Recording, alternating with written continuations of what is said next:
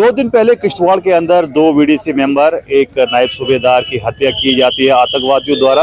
और आज भद्रवा के शहरी बाजार में एक्स सर्विसमैन लीग की तरफ से एक प्रोटेस्ट किया गया और उनको श्रद्धांजलि भी दी गई। क्या पूरा वाकया था और क्या क्या यहाँ पर किया गया, मेरे साथ मौजूद है राज सिंह चालक साहब, इनसे ही पूछे। सर बताइए, आज जो है प्रोटेस्ट किया गया आपकी तरफ से, एक्स सर्विसमैन लीग की तरफ से, और श्रद्धांजलि पेश की है, तो क्या कहना चाहेंगे आप?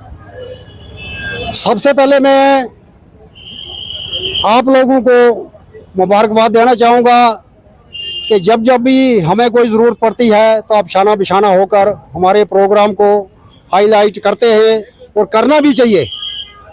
जैसे कि 10-12 दिन पहले किश्तवाड़ में ये हादसा हुआ, इनकाउंटर हुआ। हमारे 2 वीडीसी मेंबर, एक नज़ीर अहमद जी थे और कुलदीप कुमार जी थे, उनकी हत्या की गई। उनको बुरी तरह से टार्चर किया गया और उन्होंने अपने इस देश के लिए, मातृभूमि के लिए, चनाब खिते के लिए अपने प्राणों की आहुति दी। उसके बाद हमारे नायब सूबेदार जो कमांडो से थे, राकेश कुमार जी, उनकी भी इस हमले में मृत्यु हो गई और वो भी इस दुनिया से चल बसे।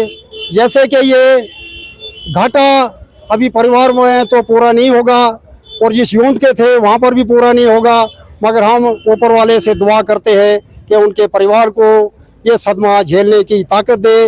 और जैसे कि आपने यहाँ पर बताया और मैंने भी आपको बताया कि गवर्नमेंट से अपील की है कि वीडीसी मेंबर जितने भी आज तक इस मातृभूमि के लिए शहीद हुए हैं, इनको सरकार की तरफ से कोई भी इमदाद नहीं दी गई है। और मैं आज यहाँ से आपके चैनल से फिर बोलना चाहूँगा, कम से कम जो ये 2 वीडीसी मेंबर है, इनको हुकूमत की तरफ से 50-50 लाख रुपए हर्जाना दिया जाए और एक आदमी को उनके परिवार से नौकरी दी जाए।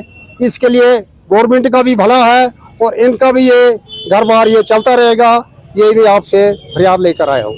चाचा साहब, ये कहा जाता था कि जम्मू कश्मीर में जो है मिलिटेंसी जो है वो क्रश हो गई है, लेकिन पिछले कुछ समय से हम देख रहे हैं गतिविधियां काफ़ी तेज़ हो रही हैं, काफ़ी जो है एनकाउंटर देखने को मिल रहे हैं। भद्रवा की बात करें, यहाँ पर भी कुछ गतिविधियां जो है इस साल जो है नोटिस की गई, जिससे टूरिज्म को भी जो इफेक्ट हुआ है। तो क्या समझते हैं ये क्यों हो रहा है और क्या समाधान इसका है?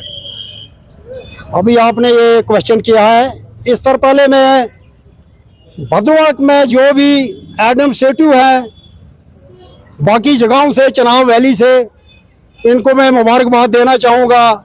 जैसे कि आपने बताया, ये चारों तरफ हमारे खतरे के बादल मंडरा रहे थे और ये पाकिस्तान के ट्रेंड शुदा, ये आम मिलिटेंट ने ट्रेंड शुदा जो आर्मी के कमांडो थे, ऊपर से चर्चा थी, घूम रहे थे, लोगों ने भी देखे।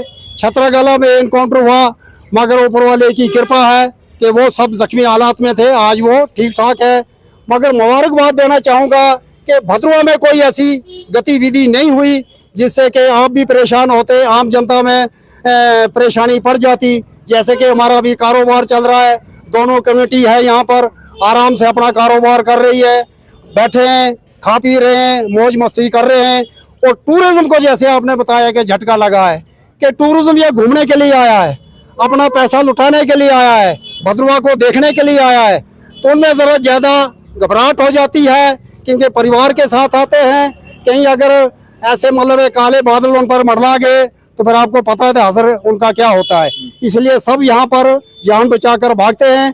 मगर हर टूरिज्म को मैं ये कहना चाहूँगा, हमारा प्रशासन यहाँ पर ठीक है, मजबूत है, सिक्योरिटी एजेंसी सतर्क है और आपको भी कोई हानि यहाँ पर होने नहीं देंगे, जैसे कश्मीर में हो रहा है, चनाब खिते में हो रहा है, भद्रवा का छोड़कर। इसके लिए मैं एडमिनिस्ट्रेशन का बहुत बहुत धन्यवाद करूँगा और ऐसे ये हालात आगे भी चलने चाहिए।